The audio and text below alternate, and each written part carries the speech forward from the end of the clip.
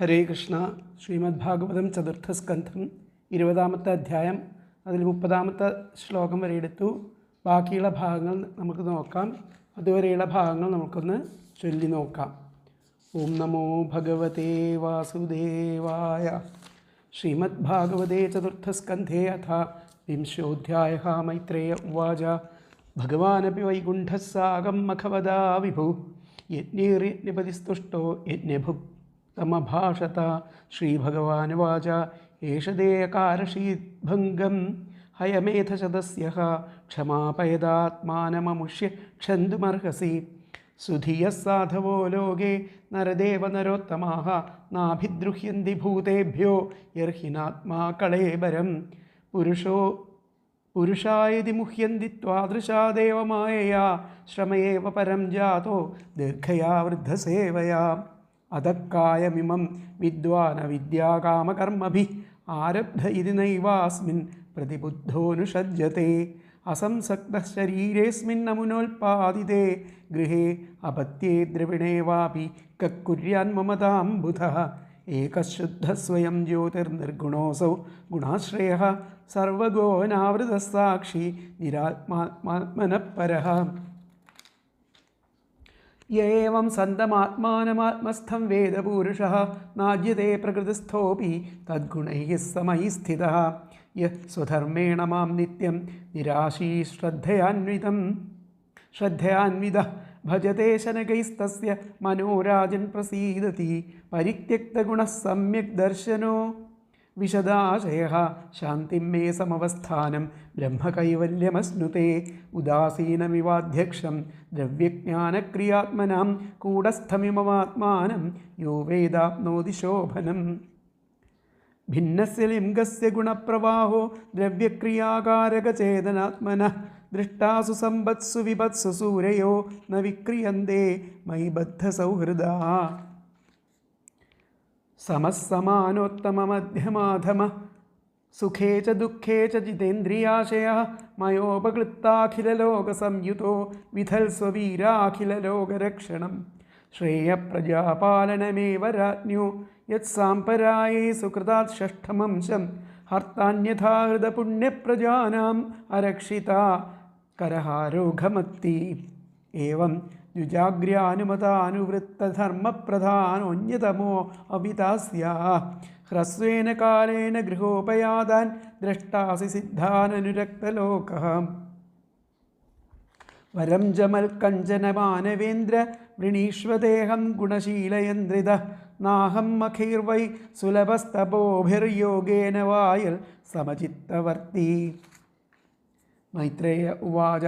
സ ഇത്തം ലോകഗുരുണാ വിശ്വക്സേനേന വിശ്വജിത് അനുശാസിത ആദേശം ശിരസാ ജഗൃഹേ ഹരേഃ. സ്പൃശന്തം പാദയോഃ പ്രേംണാ വ്രീഡിതം സ്വേന കർമ്മണാ ശതക്രതും പരിഷ്വജ്യ വിദ്വേഷം വിസസർജഃ. ഭഗവാനഥ വിശ്വാത്മാ പൃഥുനോപഹൃതാർഹണഃ സമുജ്ജിഹാനയാ ഭക്തിയാ ഗൃഹീതചരണാംബുജഃ. പ്രസ്ഥാനാഭിമുഖോപ്യേനമനുഗ്രഹവിളംബിതഃ പശ്യൻ പത്മപലാശാക്ഷോ ന പ്രദസ്ഥേ സുഹൃത്സതാം. സ ആദിരാജോ രചിതാഞ്ജലിർഹരിം വിലോകിതം നാശഗത അശ്രുലോചനഃ ന കിഞ്ചനോവാച. സ ബാഷ്പവിക്ലവോ ഹൃദോപഗുഹ്യാമുമധാവവസ്ഥിതാ. അഥാവമൃജ്യാശ്രുകലാ വിലോകയന്ന തൃപ്തദൃഗ്ഗോചരമാഹ പൂരുഷം. പദാസ്പൃശന്തം ക്ഷിതിമംസ ഉന്നതേ വിന്യസ്തഹസ്താഗ്രമുരംഗവിദ്വിഷഃ.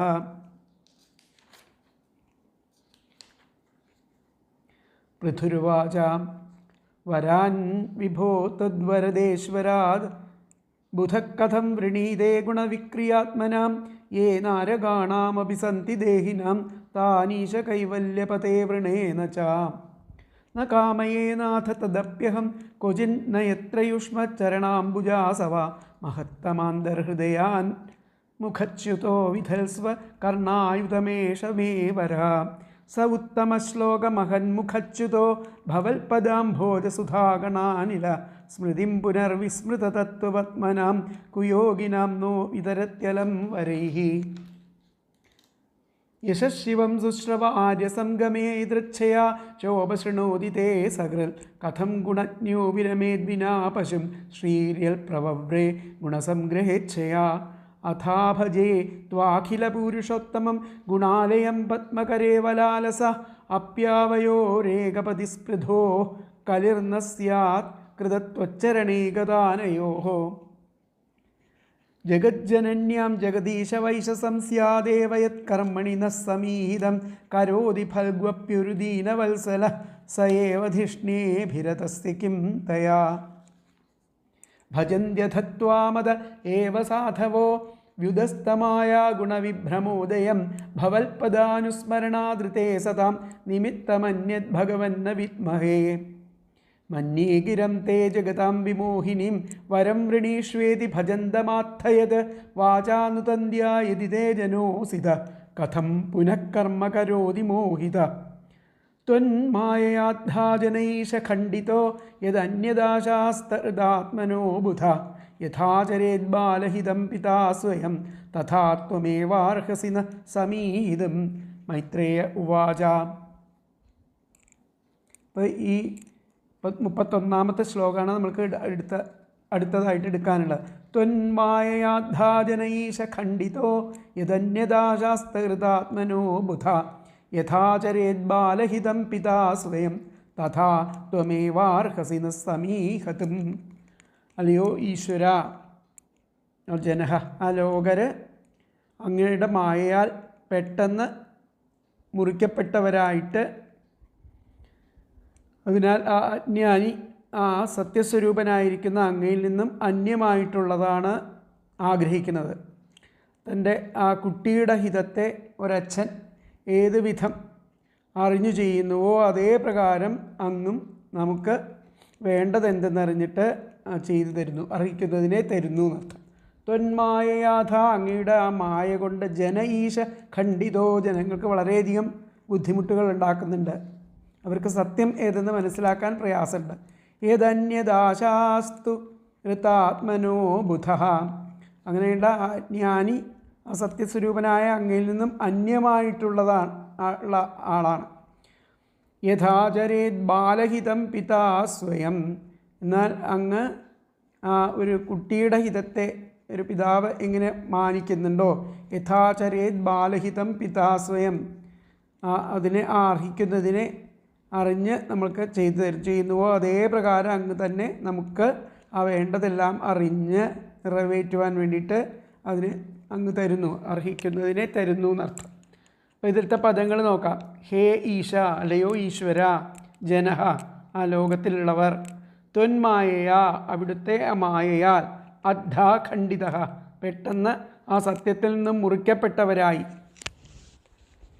അതഃ മുറിക്കപ്പെട്ടവരായി, യത് ഏതിനാൽ, അബുധ അജ്ഞാനി, ഹൃതാത്മന സത്യസ്വരൂപനായിരിക്കുന്ന അങ്ങയിൽ നിന്ന്, അന്യത് അന്യമായിട്ടുള്ളതാണോ, ആശാസ്തേ ആഗ്രഹിക്കുന്നത്, ബാലഹിതം തൻ്റെ ആ കുട്ടിയുടെ ആ ഹിതത്തെ, പിതാവായിരിക്കുന്ന ഒരച്ഛൻ, അച്ഛൻ യഥാ ഏതുവിധം, സ്വയം ജരേത് അറിഞ്ഞു ചെയ്യുന്നുവോ, തഥാ അതേ പ്രകാരം, ത്വം ഏവ അങ്ങു തന്നെ, നമുക്ക് സമീഹിതം വേണ്ടതെന്തെന്നറിഞ്ഞ് അത് നിറവേറ്റുവാൻ അർഹസി അർഹിക്കുന്നു.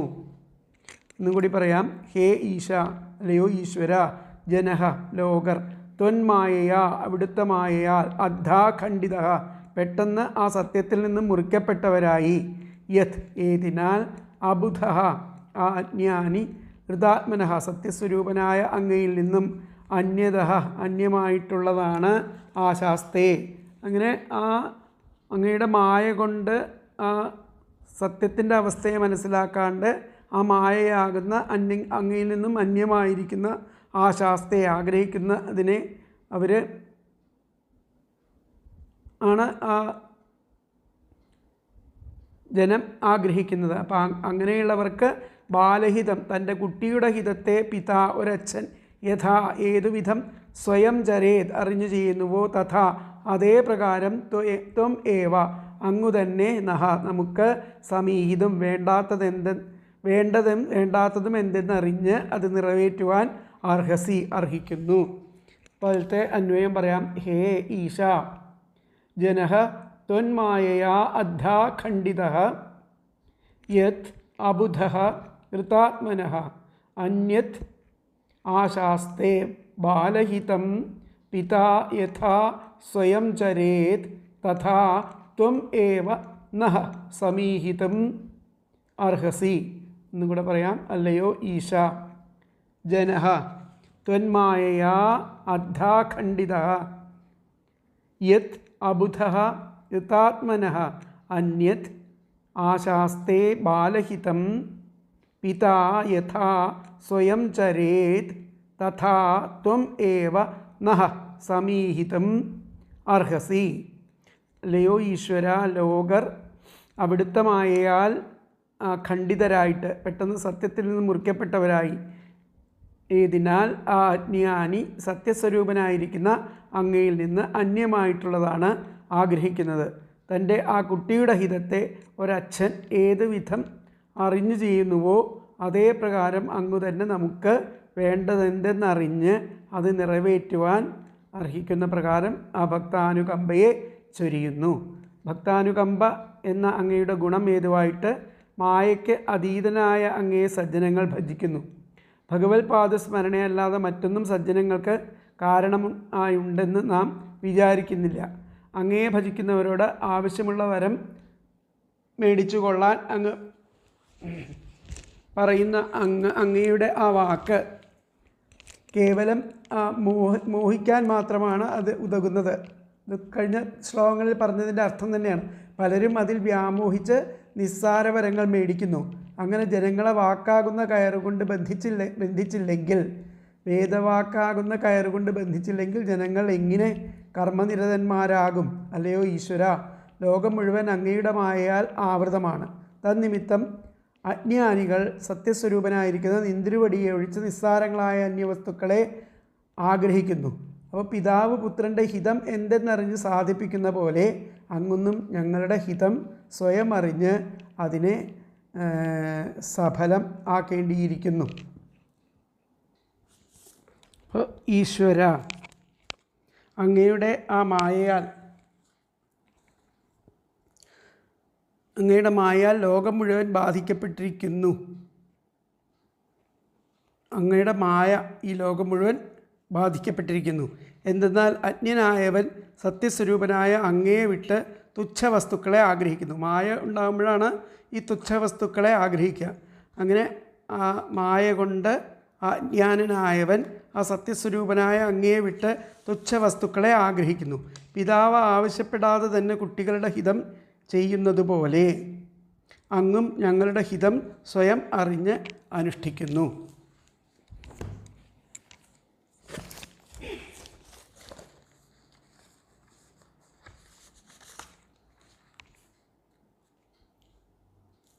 അല്ലയോ ഈശ്വര, സാമാന്യമായിരിക്കുന്ന ബുദ്ധിശക്തി കൊണ്ട് അതിക്രമിക്കുവാൻ കഴിയാത്ത വിധം അത്ര ശക്തിയോടുകൂടിയ നിന്തിരുവടിയുടെ ആ മായാശക്തി നിമിത്തം ആത്മസ്വരൂപത്തെ അറിയാതെ ഇരിക്കുന്ന ജനം സത്യാത്മാവായിരിക്കുന്ന അങ്ങയിൽ നിന്നും അന്യമായിരിക്കുന്ന വിഷയാദികളെ ആഗ്രഹിക്കുന്നതുകൊണ്ട് അവർ ആ ഭേദബുദ്ധിയുള്ളവരായിരിക്കുന്നു എന്നതിൽ ശങ്കിപ്പാൻ അവകാശം ഇല്ല. അതുകൊണ്ട് ആ ഭക്തവത്സനായിരിക്കുന്ന നിന്തിരുവടി പുത്രഹിതത്തെ പിതാവ് സ്വയമേവ പ്രവർത്തിക്കുന്നത് പോലെ ആ പാതാരവിന്ദത്തെ ആശ്രയിക്കുന്ന ഞങ്ങളുടെ നേരെയും പ്രവർത്തിപ്പാൻ അർഹനാകുന്നു. അപ്പോൾ ഇതിലെ വ്യാഖ്യാനം എന്താണ് പറഞ്ഞതെന്നുള്ളത് നമുക്ക് നോക്കാം. വ്യാഖ്യാനത്തിൽ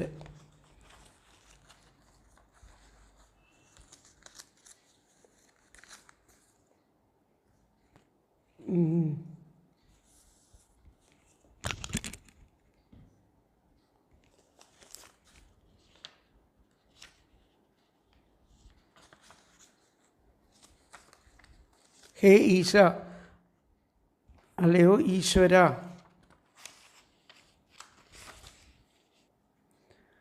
ഹേ ഈശ, വരം വൃണീഷ്വേദി തവ ഗിരം, വരത്തെ വരിച്ചോളൂ എന്ന് പറയപ്പെടുന്ന അങ്ങയുടെ വാക്കുകൾ ജഗന്മോഹിനിയും മന്യേ, ജഗത്തിനെ മോഹിപ്പിക്കുന്നതാണ്. അഹോ തവ വാക്തന്ത്യായതി ജനോബദ്ധ, അങ്ങയുടെ വാക്കുകളെ കൊണ്ട് ജനങ്ങൾ ബദ്ധനല്ലെങ്കിൽ സ്യാൽ തർഹി, പിന്നെ ഫലൈർമോഹിതഹസ്സൻ, ഈ ഫലത്തെ മോഹിക്കുന്ന ആൾക്കാർ ചെയ്യുന്ന കർമ്മങ്ങളെ കൊണ്ട് കഥം കരോതി, എന്ത് ഫലമാണ് ഉണ്ടാവുന്നത്? ഹേ ദീനവത്സല യഥാ പിതാ ബാലഹിതം, അല്ലയോ ദീനവത്സനായിരിക്കുന്ന ഭഗവൻ, അങ്ങ് ആ പിതാവിനെ പോലെ ബാലഹിതത്തെ, കുട്ടികളുടെ ഹിതത്തെ മാനിക്കുന്നു. തഥാ നോ ഹിതം കർത്തും ത്വമേവാർഹസി, അതുപോലെ നമ്മുടെയും ആ ഹിതത്തെ അങ്ങ് ചെയ്തു തരണം. കുട്ടികൾക്ക് ചെയ്തു കൊടുക്കുന്നത് പോലെ, പിതാവ് ചെയ്തു കൊടുക്കുന്നത് പോലെ നമ്മളുടെ ഹിതത്തെയും അവിടുന്ന് ചെയ്തു തരണം എന്ന് പറയണം. ഹേ ദീനവത്സല യഥാ പിതാ ബാലഹിതം ചരേൽ, പ്രകാരമാണോ ആ പിതാവ് ബാലന്മാരിൽ വേണ്ടത് ചെയ്തു കൊടുക്കുന്നത്, അതുപോലെ തഥാ നോ ഹിതം, നമ്മുടെ ഹിതത്തെ കർത്തും ചെയ്തു തരണം. ത്വമേവാർഹസി, അതിന് അങ്ങ് അർഹനാകുന്നു. യഥാ, അപ്പോൾ ഹേ ദീനവത്സല യഥാ പിതാ ബാലഹിതം ചരേത് തഥാ നോ ഹിതം കർത്തും തമേവാർഹസി. അപ്പോൾ അടുത്ത ശ്ലോകം നമുക്ക് നോക്കാം. അടുത്ത ശ്ലോകം 32ാമത്തെ ശ്ലോകം.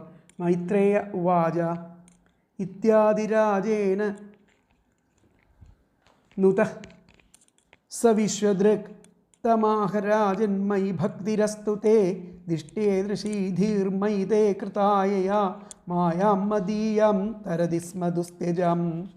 ഇത്യാദിരാജേന നുത സ വിശ്വദൃക്, പ്രകാരം ആ പൃഥുചക്രവർത്തിയാൽ ആ സർവസാക്ഷിയായിരിക്കുന്ന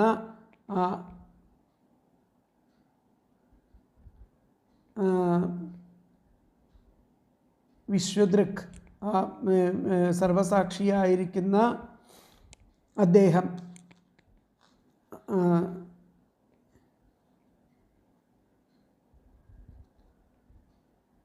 തമാഹ, അദ്ദേഹം പറഞ്ഞു, രാജൻ മൈ ഭക്തിരസ്തുതേ, അല്ലയോ രാജാവേ അങ്ങയ്ക്ക് ദിഷ്ടീദൃശീധീർമൈതേ കൃതായയാ, അങ്ങയ്ക്ക് ആ എന്നിൽ ആ ഭക്തി ഭവിക്കട്ടെ.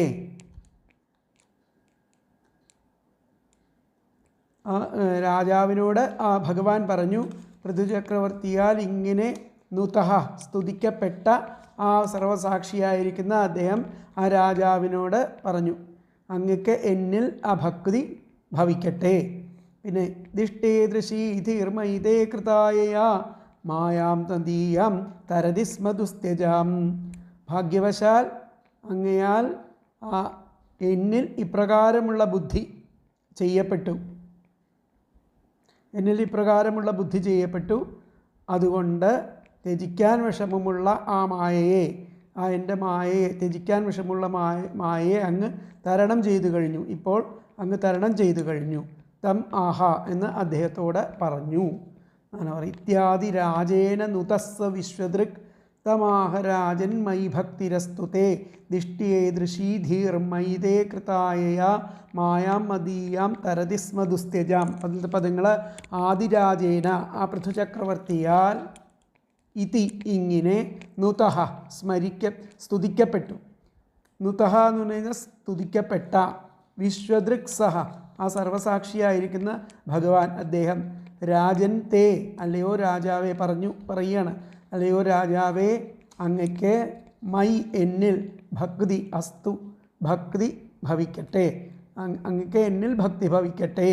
ദിഷ്ടിയ ഭാഗ്യവശാൽ, ദിഷ്ടിയ തേ ത്വയാ അങ്ങയാൽ, ഭാഗ്യവശാൽ അങ്ങയാൽ, മൈ എന്നിൽ, ഈദൃശി ഇപ്രകാരമുള്ള, ധീ ബുദ്ധി, കൃത ചെയ്യപ്പെട്ടു, യയാ അതുകൊണ്ട്, ദുസ്ത്യജാം ത്യജിക്കാൻ വിഷമമുള്ള, മദീയാം മായാം എൻ്റെ മായയെ, തരതിസ്മ അങ്ങ് തരണം ചെയ്തു കഴിഞ്ഞു. ഇതി തം ആഹ എന്ന് അദ്ദേഹത്തോട് പറഞ്ഞു. എന്നുകൂടി പറയാം. ആദിരാജേന, ആ പൃഥുചക്രവർത്തിയാൽ, ഇതി ഇങ്ങനെ, നുതഹ സ്തുതിക്കപ്പെട്ട, വിശ്വദൃക് സഹ ആ സർവസാക്ഷിയായിരിക്കുന്ന അദ്ദേഹം, രാജൻ തേ അല്ലയോ രാജാവേ അങ്ങയ്ക്ക്, മൈ എന്നിൽ, ഭക്തി അസ്തു ഭക്തി ഭവിക്കട്ടെ, ദിഷ്ട്യ ഭാഗ്യവശാൽ, തേ ത്വയാ അങ്ങയാൽ, മൈ എന്നിൽ, ഈദൃശി ഇപ്രകാരമുള്ള, ധീഹി ബുദ്ധി, കൃത ചെയ്യപ്പെട്ടു, യയാ ഏതുകൊണ്ട്, ദുസ്ത്യജാം അതുകൊണ്ട് ത്യജിക്കാൻ വിഷമമുള്ള, മദീയാം മായാം എൻ്റെ മായയെ, തരതിസ്മ അങ്ങ് തരണം ചെയ്തു കഴിഞ്ഞു. ഇതിതം ആഹ അദ്ദേഹത്തോട് ഇപ്രകാരം പറഞ്ഞു. അതിലത്തെ വ്യാഖ്യാനം ആദിരാജേന ഇതി നുതഃ വിശ്വദൃക് സഹ രാജൻ തേ മയി ഭക്തി അസ്തു ദിഷ്ട്യാ തേ ത്വയാ മയി ഈദൃശീധീ കൃത യയാ ദുസ്ത്യജാം മദീയാം മായാം തരതിസ്മ ഇതി തം ആഹ. എന്നൂടി പറയാം. ആദിരാജേന ഇതി നുതഃ വിശ്വദൃക് സഹ രാജൻ തേ മയി ഭക്തി അസ്തു ദിഷ്ട്യാ തേ ത്വയാ മയി ഈദൃശീധീ കൃത യയാ ദുസ്ത്യജാം മദീയാം മായാം തരതിസ്മ ഇതി തം ആഹ. ഋതുചക്രവർത്തിയാൽ ഇങ്ങനെ ആ സ്തുതിക്കപ്പെട്ട സർവസാക്ഷിയായിരിക്കുന്ന ആ ഭഗവാൻ, അല്ലയോ രാജാവേ അങ്ങയ്ക്ക് എന്നിൽ ഭക്തി ഭവിക്കട്ടെ. ഭാഗ്യവശാൽ അങ്ങയാൽ എന്നിൽ ഇപ്രകാരമുള്ള ബുദ്ധി ചെയ്യപ്പെട്ടു. അതുകൊണ്ട് ത്യജിക്കാൻ വിഷമമുള്ള എൻ്റെ മായയെ അങ്ങ് തരണം ചെയ്തു കഴിഞ്ഞു എന്ന് അദ്ദേഹത്തോട് പറഞ്ഞു എന്നുള്ളതാണ് ഇതിലത്തെ അർത്ഥം. ഈ ശ്ലോകത്തിൻ്റെ അർത്ഥം സർവസാക്ഷിയായിരിക്കുന്ന ഭഗവാൻ ഇപ്രകാരം സ്തുതിച്ച് പൃഥുവിനോട് അരുളി ചെയ്തു. അല്ലയോ രാജാവേ അങ്ങയ്ക്ക് എന്നിൽ ഭക്തിയുണ്ടാവും. എന്നിൽ ഇപ്രകാരമുള്ള അനന്യസാധാരണമായിരിക്കുന്ന ഭാവം കൊണ്ട് അങ്ങ് തരണം ചെയ്യുവാൻ പ്രയാസമേറിയിരിക്കുന്ന ആ മായയെ ജയിച്ചിരിക്കുന്നു. അത് ഭാഗ്യം തന്നെ. വിശ്വദൃക് എന്ന പ്രയോഗം കൊണ്ട് ആ പൃഥുവിൻ്റെ ഇംഗിതം അറിഞ്ഞുവെന്ന് ആ ഭാവം. അതാണ് മുൻ ശ്ലോകത്തിൽ പറഞ്ഞ അഭ്യർത്ഥനയും. അപ്പോൾ രാജൻ അദ്ദേഹം പൃഥുവിനാൽ ഇങ്ങനെ സ്തുതിക്കപ്പെട്ട അദ്ദേഹത്തോട് ഭഗവാൻ പറഞ്ഞു, എന്നിൽ അങ്ങയ്ക്ക് ഭക്തിയുണ്ടാകട്ടെ. യാതൊന്നിനാൽ ഭവാൻ കടക്കാൻ വളരെ പ്രയാസമുള്ള എൻ്റെ മായയും കടന്നു കഴിഞ്ഞു. അങ്ങയെപ്പോലുള്ള ബുദ്ധി എന്നിൽ അങ്ങയാൽ ചെയ്യപ്പെട്ടുവെന്നത് ഭാഗ്യം തന്നെ.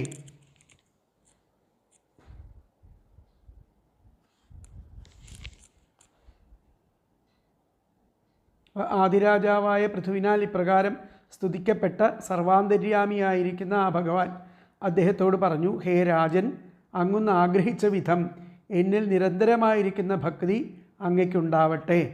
പ്രജാപരിപാലനം എന്നിൽ എൻ്റെ ആരാധനാരൂപേണ ആചരിക്കേണ്ടത് അങ്ങയുടെ ധർമ്മവും ആകുന്നു. അങ്ങയുടെ ആ ബുദ്ധിവൃത്തി സകല വിഷയസുഖങ്ങളിൽ നിന്നും പിന്തിരിഞ്ഞിട്ട് എന്നിൽ ഈ വിധം ഉറച്ചത് മംഗളഹേതുകം തന്നെ. ഈ മാതിരി ഭക്തിയാൽ എൻ്റെ ആ ദുസ്ത്യജമായിരിക്കുന്ന മായയെ ഭക്തന്മാർ സന്തരിച്ചിരിക്കുന്നു. ആ മായാസന്തരണത്തിന് ആഗ്രഹിക്കുന്നവർക്ക് ഭക്തി തന്നെ പരമോപായം. ഈ സംഗതിയെ ഏകാദശ സ്കന്ധത്തിൽ ആ പ്രബുദ്ധൻ എന്ന യോഗീശ്വരൻ ഇതിനെ തന്നെ പറ്റി വിസ്തരിച്ച് പറഞ്ഞു കൊടുക്കുന്നുണ്ട് എന്നുള്ളതാണ് ഇവിടെ പറഞ്ഞിരിക്കുന്നത്. അപ്പോൾ ഇതിലത്തെ വ്യാഖ്യാനം നമ്മൾക്ക് നോക്കാം.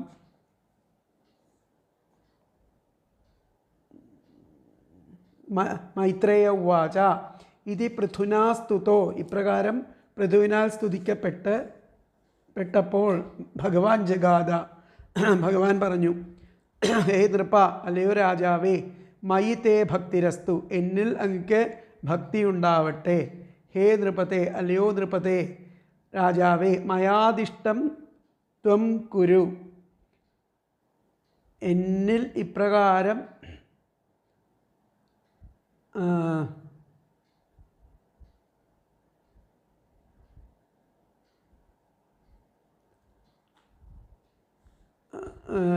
ഇപ്രകാരമുള്ള ബുദ്ധിയുള്ള അങ്ങയ്ക്ക് ഭാഗ്യം, അങ്ങ് ഭാഗ്യവാനാണെന്ന്. മയാദിഷ്ടം ത്വം കുരു, എന്നാൽ ആ ഭാഗ്യം അങ്ങ് കരോതി, അങ്ങയ്ക്ക് ഉണ്ട് എന്നുള്ളതാണ് പറയുന്നത്. അപ്പോൾ ഇതി പൃഥുനാ സ്തുതോ ഭഗവാൻ ജഗാദ, അപ്രകാരം പൃഥുവിനാൽ സ്തുതിക്കപ്പെട്ടപ്പോൾ ഭഗവാൻ പറഞ്ഞു, ഹേ നൃപ, അല്ലയോ രാജാവേ, മയി തേ ഭക്തിരസ്തു, അങ്ങയ്ക്ക് ഭക്തി ഉണ്ടാവട്ടെ, എന്നിൽ ഭക്തി ഉണ്ടാവട്ടെ. ഹേ നൃപതേ, അല്ലയോ രാജാവേ, മയാദിഷ്ടം ത്വം കുരു, എൻ്റെ ഇഷ്ടം കൊണ്ട് അങ്ങയ്ക്ക് എല്ലാ മംഗളങ്ങളും വരട്ടെ. ഇതി പൃഥുനാ സ്തുതോ ഭഗവാൻ ജഗാദ, ഹേ നൃപ മയി തേ ഭക്തിരസ്തു, ഹേ നൃപതേ മയാദിഷ്ടം ത്വം കുരു.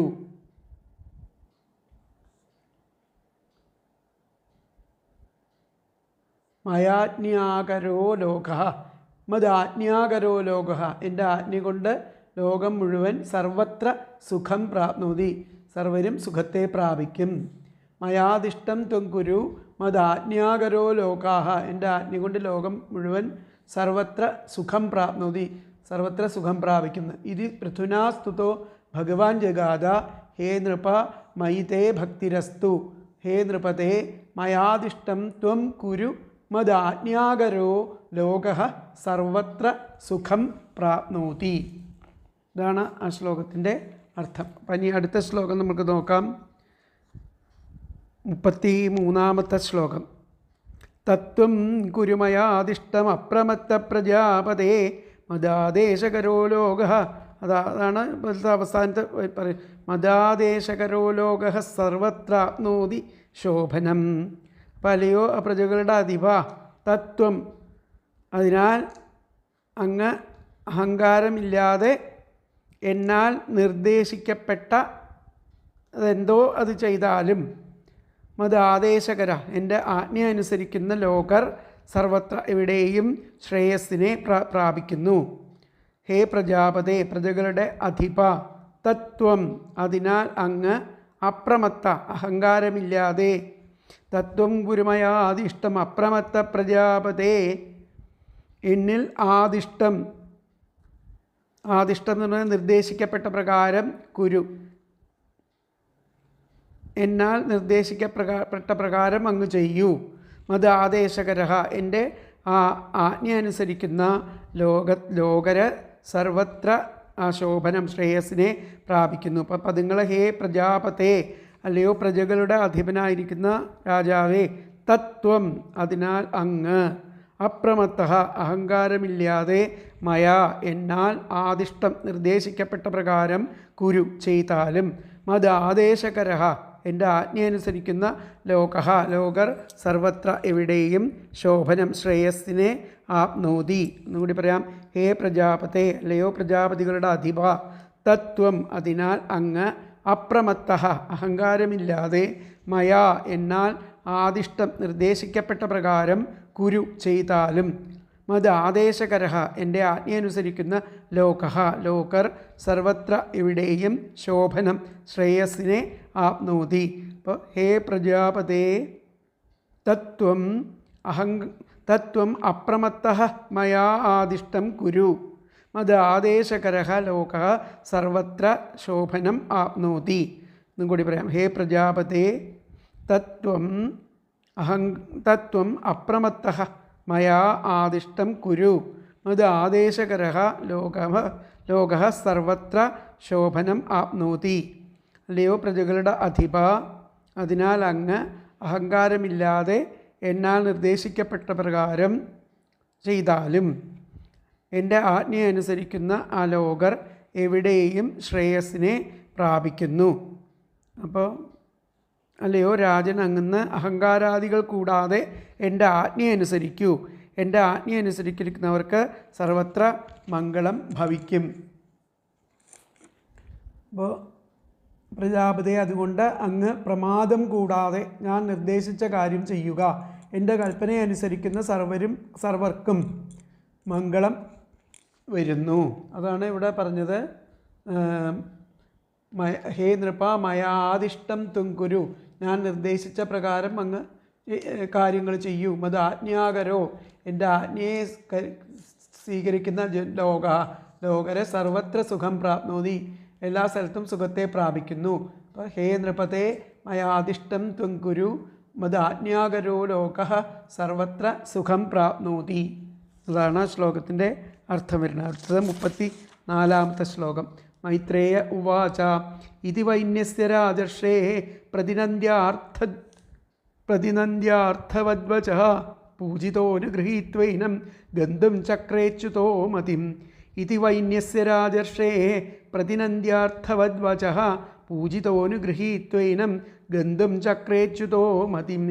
പ്രകാരം ആ മഹാവിഷ്ണു രാജർഷിയായിരിക്കുന്ന ആ പൃഥുവിൻ്റെ അർത്ഥവത്തായിരിക്കുന്ന വാക്കിനെ ഇപ്രകാരം അഭിനന്ദിച്ചിട്ട് പൃഥുവിനാൽ പൂജിതനായി അങ്ങനെ അദ്ദേഹത്തെ അനുഗ്രഹിച്ചിട്ട് യാത്രയാകാൻ തീരുമാനിച്ചു. ഇതി വൈന്യസ്യ രാജർഷേ ഇപ്രകാരം ആ പൃഥുവിനാൽ പ്രതിനന്ദ്യാർത്ഥവദ്വചഃ രാജർഷേ രാജാവിനെ അഭിനന്ദിച്ചിട്ട് പൂജിച്ചു അനുഗൃഹീത്വൈനം അഭിനന്ദിച്ചു പൂജിച്ചു അദ്ദേഹത്തെ അനുഗ്രഹിച്ചു. എന്നിട്ട് ഗന്ധും ചക്രേ യാത്രയാകാൻ തീരുമാനിച്ചു ആ ഭഗവാൻ. ഗന്ധും ചക്രേ അച്യുതോ യാത്രയാകാൻ അച്യുതൻ ആ മഹാവിഷ്ണു രാജർഷിയായിരിക്കുന്ന ഈ പൃഥുവിൻ്റെ ആ അർത്ഥവത്തായിരിക്കുന്ന വാക്കിനെ അതാണ് അർത്ഥവത്. പ്രതിനന്ദ്യാർത്ഥവദ്വചഃ അർത്ഥവത്തായിരിക്കുന്ന വാക്കിനെ ഇപ്രകാരം അഭിനന്ദിച്ചിട്ട് പൃഥുവിനാൽ പൂജിതനായിട്ട് അദ്ദേഹത്തെ അനുഗ്രഹിച്ച് യാത്രയാകാൻ തീരുമാനിച്ചു. അതിലത്തെ പദങ്ങൾ അച്യുതഃ മഹാവിഷ്ണു, രാജശ്രേഹേ രാജശ്രീയായിരിക്കുന്ന, വൈന്യസ്യ പൃഥുവിൻ്റെ, അർത്ഥവത്തായിരിക്കുന്ന വചഃ വാക്കിനെ, ഇതി ഇപ്രകാരം പ്രതിനന്ദ്യ അഭിനന്ദിച്ച്, പൂജിതഃ പൃഥുവിനാൽ പൂജിതനായിട്ട്, ഏനം അദ്ദേഹത്തെ അനുഗ്രഹിച്ച് ഗന്ധും യാത്രയാക്കാൻ മതിം ചക്രേ തീരുമാനിച്ചു.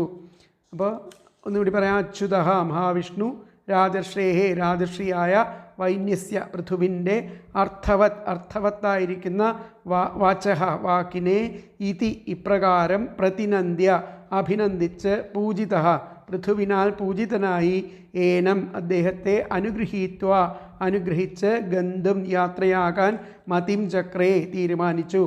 അതിലത്തെ പദങ്ങൾ അന്വയം വന്നിട്ട് അച്യുതഃ രാജർഷേഹ വൈന്യസ്യ അർത്ഥവത് വചഃ ഇതി പ്രതിനന്ദ്യ പൂജിതഃ ഏനം അനുഗൃഹീത്വാ ഗന്തും മതിം ചക്രേ.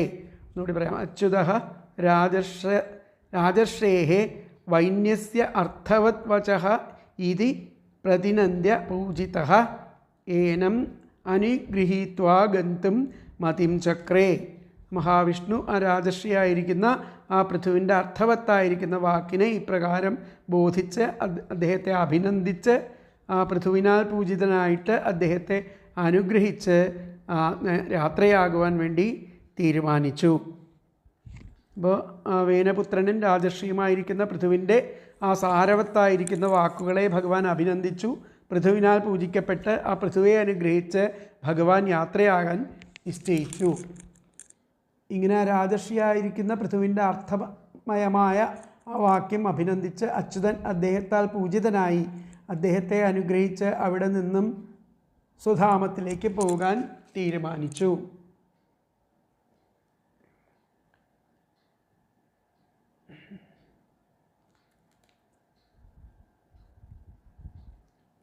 ഇവിടെ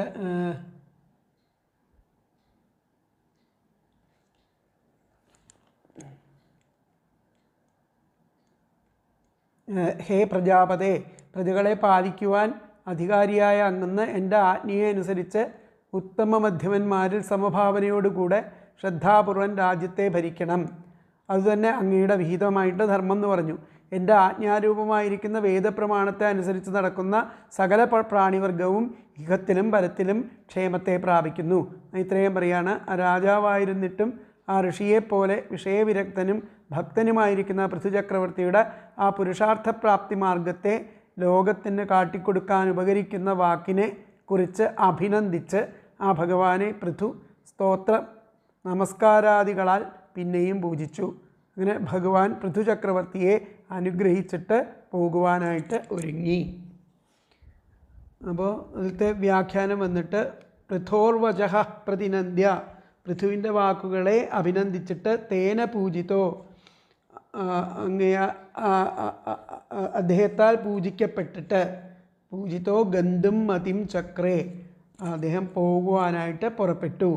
പൃഥോർവചഃ പ്രതിനന്ദ്യ തേന പൂജിതോ പൃഥുവിൻ്റെ വാക്കുകളെ അഭിനന്ദിച്ച് അദ്ദേഹത്തിൻ്റെ പൂജകൾ ഏറ്റുവാങ്ങിയിട്ട് ഗന്ധും മതിം ചക്രേ പോകുവാനായിട്ട് അദ്ദേഹം പുറപ്പെട്ടു. ഏവം ഹരിഹി എന്ന് പറയുന്നുണ്ട്. പ്രകാരം ആ ഹരി ഏവം ഹരിഹി പൃഥോർവചഃ പ്രതിനന്ദ്യ തേന പൂജിതോ ഗന്ധും മതിം ചക്രേ ാണ് ഇതിൻ്റെ വ്യാഖ്യാനം. ഇപ്രകാരം ആ ഹരി പൃഥുവിൻ്റെ വാക്കുകൾ കേട്ട് അദ്ദേഹത്തെ അഭിനന്ദിച്ച് അദ്ദേഹത്താൽ പൂജിതനായിട്ട് ഗന്ധും മതിം ചക്രേ സ്വധാമത്തിലേക്ക് പോകാനായിട്ട് പുറപ്പെട്ടു എന്നുള്ളതാണ് പറയുന്നത്. അപ്പോൾ അടുത്ത ശ്ലോകം നമുക്ക് നോക്കാം. 35-ാമത്തെ ശ്ലോകം. ദേവർഷി പിതൃഗന്ധർവസിദ്ധചാരണപന്നഗാ കിന്നരാപ്സരസോ മർത്യാഹ ഖഗാ ഭൂതാന്യനേകശ. 2 ശ്ലോകങ്ങൾ കൂടിയിട്ടാണ്.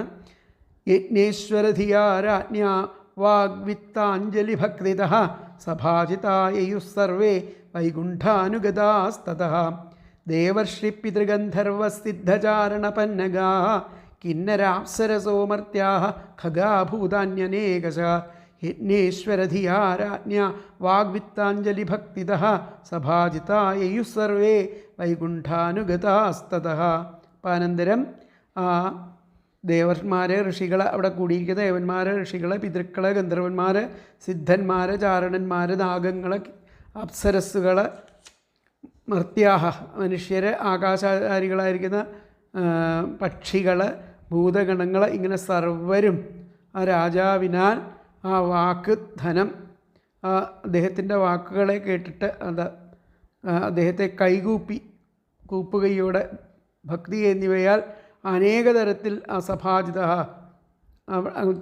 അവിടെ ഉള്ളവരൊക്കെ പൂജിതരായിട്ട് ആ ഭഗവദ്ധ്യാനത്തോടെ യജ്ഞേശ്വരധിയ ആ ഭഗവദ്ധ്യാനത്തോടുകൂടി ഭഗവാനെ പിന്തുടർന്ന് വൈകുണ്ഠത്തിലേക്ക് യാത്രയായി. വൈകുണ്ഠാനുഗതാ യേഹു വൈകുണ്ഠത്തിലേക്ക് അവരൊക്കെ യാത്രയായി എന്നാണ് പറഞ്ഞത്. അപ്പം അതിലത്തെ പദങ്ങൾ നോക്കാം. തതഃ അനന്തരം ദേവർഷി പിതൃഗന്ധർവ സിദ്ധചാരണപന്നഗാ ദേവന്മാർ ഋഷികൾ പിതൃക്കൾ ഗന്ധർവന്മാർ സിദ്ധന്മാർ ചാരണന്മാർ നാഗങ്ങൾ ഇവരൊക്കെ. പിന്നെ കിന്നരാപ്സരസഹ കിന്നരന്മാർ അപ്സരസ്സുകൾ. പിന്നെ മർത്യാഹ ഖഗാഹ ആ മനുഷ്യർ ആകാശചാരികൾ.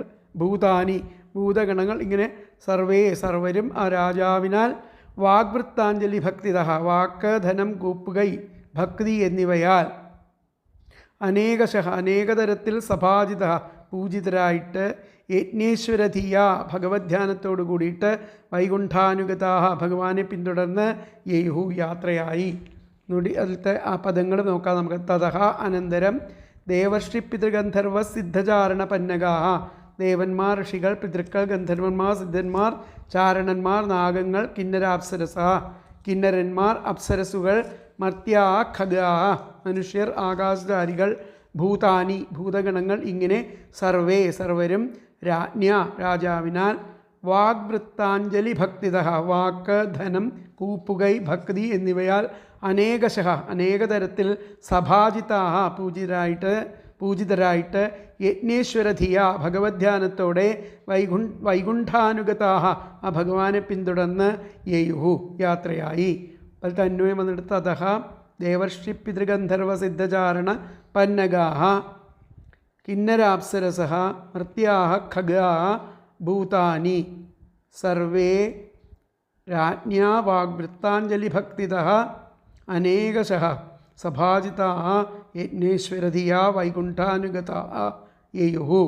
ഇവിടെ പറയാം. തതഃ ദേവർഷി പിതൃ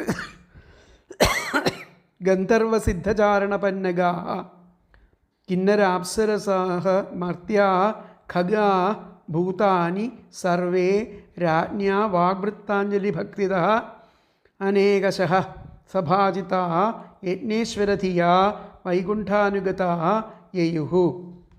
അനന്തരം ദേവന്മാർ ഋഷികൾ പിതൃക്കൾ ഗന്ധർവന്മാർ സിദ്ധന്മാർ ചാരണന്മാർ നാഗങ്ങൾ കിന്നരന്മാർ അപ്സരസ്സുകൾ മനുഷ്യർ ആകാശചാരികൾ പക്ഷികൾ ഈ ഭൂതഗണങ്ങൾ ഇങ്ങനെ സർവരും ആ രാജാവിനാൽ ആ വാക്ക്, ധനം, കൂപ്പുകൈ, ഭക്തി എന്നിവയാൽ അനേക തരത്തിൽ പൂജിതരായിട്ട് ആ ഭഗവത് ധ്യാനത്തോടെ ആ ഭഗവാനെ പിന്തുടർന്ന് യാത്രയായി.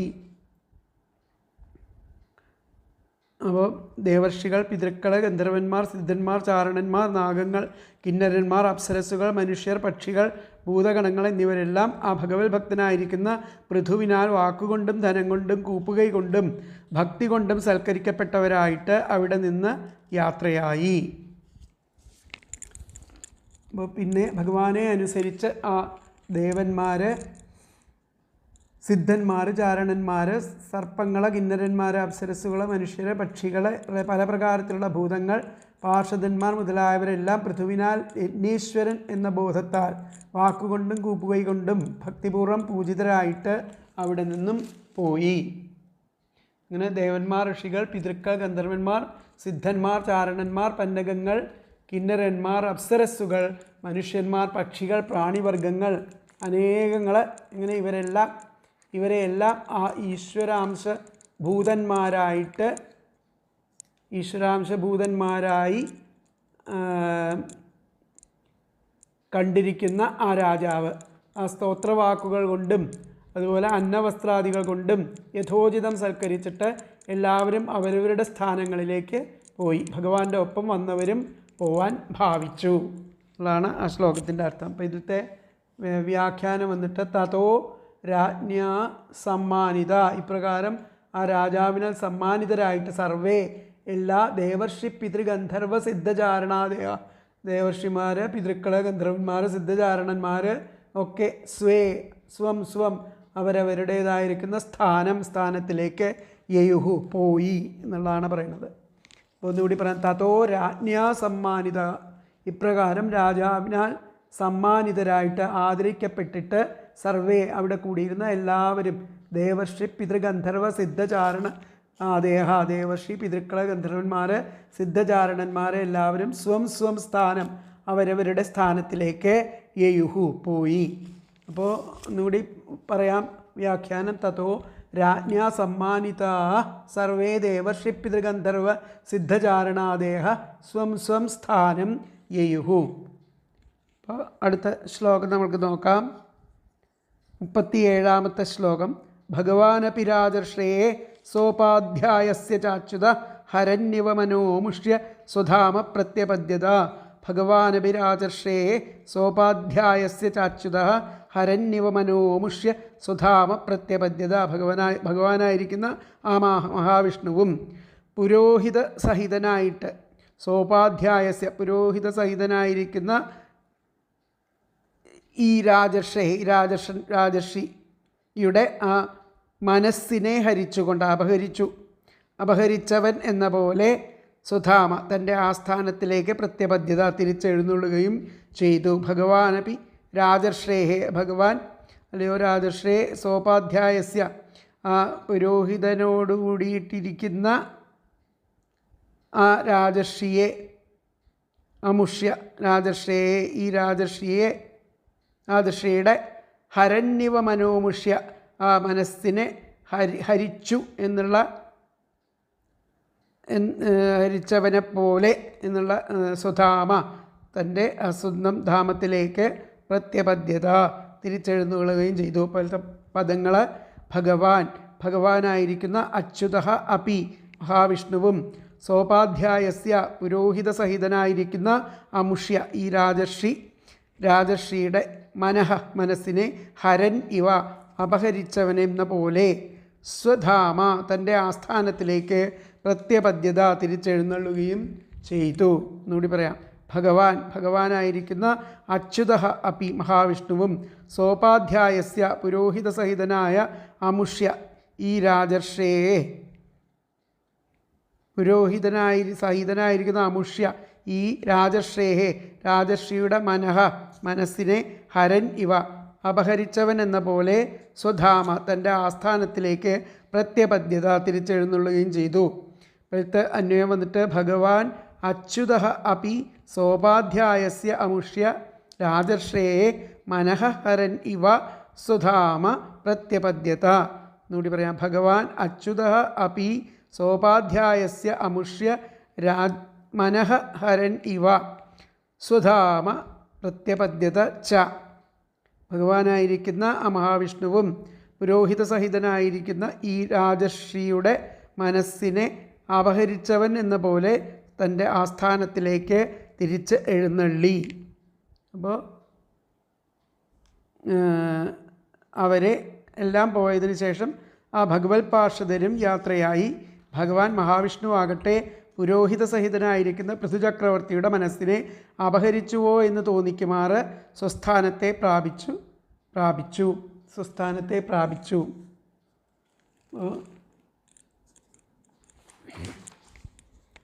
ആ ഭഗവാനായ അച്യുതനും ആചാര്യസഹിതനായിരിക്കുന്ന രാജർഷിയുടെ ആ മനസ്സിനെ ഹരിക്കുന്നവനോ എന്നും തോന്നും വിധം അന്തർധാനം ചെയ്ത് സ്വസ്ഥാനത്തെ പ്രാപിച്ചു.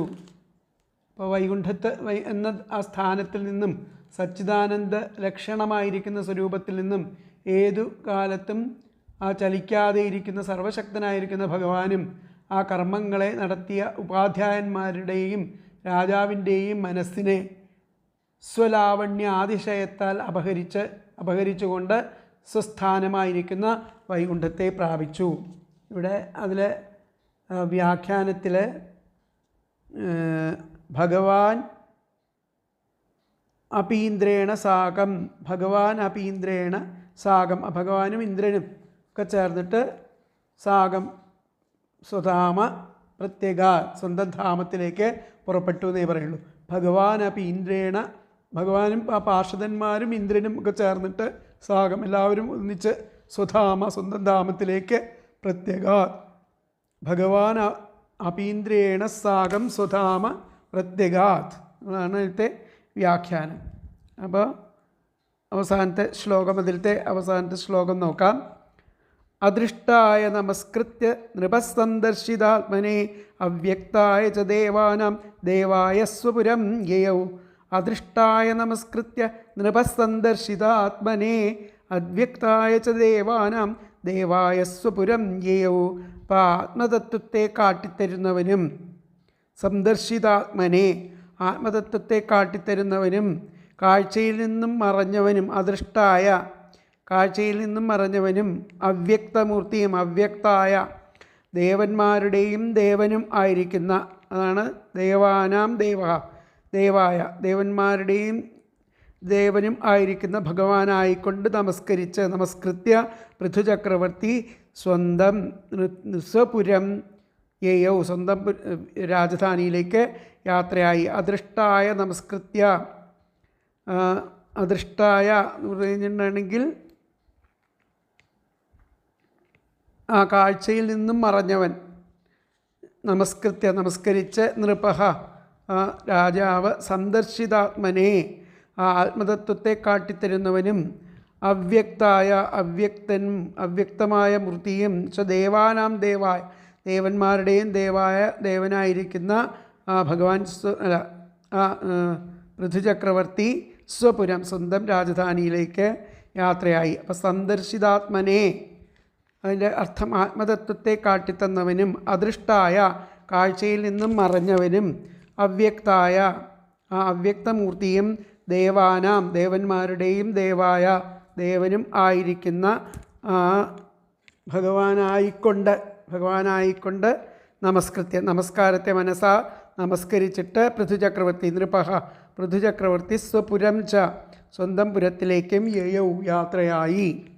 എന്നും കൂടി പറയാം. സന്ദർശിതാത്മനെ ആത്മതത്വത്തെ കാട്ടിത്തരുന്നവനും, അദൃഷ്ടായ കാഴ്ചയിൽ നിന്നും മറഞ്ഞവനും, അവ്യക്തായ അവ്യക്തമൂർത്തിയും ദേവാനാം ദേവന്മാരുടെയും ദേവായ ദേവന്മാരുടെയും ദേവനുമായിരിക്കുന്ന ഭഗവാനായിക്കൊണ്ട് മനസ്സാ നമസ്കരിച്ച് നൃപഹ ആ പൃഥുചക്രവർത്തി സ്വപുരം ച സ്വന്തം പുരത്തിലേക്കും യയൗ യാത്രയായി. അപ്പോൾ ഇതിലത്തെ അന്വയം വന്നിട്ട് സന്ദർശിതാത്മനെ അദൃഷ്ടായ അവ്യക്തായ ദേവാനാം ദേവായ നമസ്കൃത്യ നൃപഹ സ്വപുരം ച യയൗ. എന്നും കൂടി പറയാം. സന്ദർശിതാത്മനെ അദൃഷ്ടായ അവ്യക്തായ ദേവാനാം ദേവായ നമസ്കൃത്യ നൃപഹ സ്വപുരം യയൗ. അപ്പോൾ ആത്മതത്വത്തെ കാട്ടിത്തന്നവനും കാഴ്ചയിൽ നിന്ന് മറഞ്ഞവനും അവ്യക്തമൂർത്തിയും ദേവന്മാരുടെയും ദേവനുമായിരിക്കുന്ന ഭഗവാനായിക്കൊണ്ട് മനസാ നമസ്കരിച്ചിട്ട് പൃഥുചക്രവർത്തി സ്വന്തം പുരത്തിലേക്കും യാത്രയായി. അപ്പോൾ ആത്മസ്വരൂപത്തെ ദർശിപ്പിച്ചവനും അതുപോലെ ദേവദേവനും ഇപ്പോൾ അന്തർധാനം ചെയ്തവനുമായ മഹാവിഷ്ണുവിനെ നമസ്കരിച്ച ശേഷം ആ പൃഥുചക്രവർത്തി രാജധാനിയിലേക്ക് മടങ്ങി. ഇതെല്ലാം നടന്നത് ആ ബ്രഹ്മാവർത്തത്തിലുള്ള ആ യജ്ഞശാലയിലാണ്. പൃഥുവിൻ്റെ രാജധാനി ഗംഗായമുനകളുടെ സംഗമസ്ഥാനത്തിന് സമീപമാണെന്ന് അടുത്ത അധ്യായത്തിൽ വരും.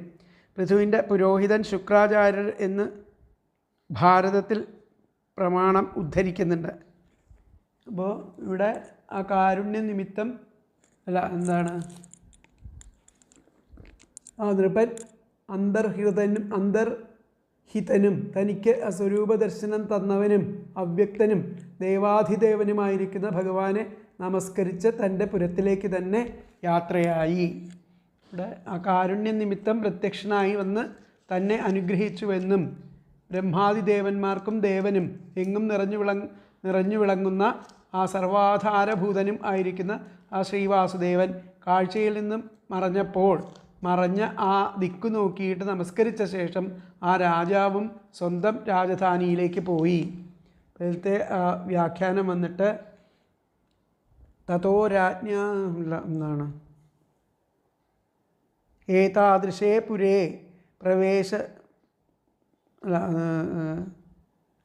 അവിടെ അല്ലല്ലോ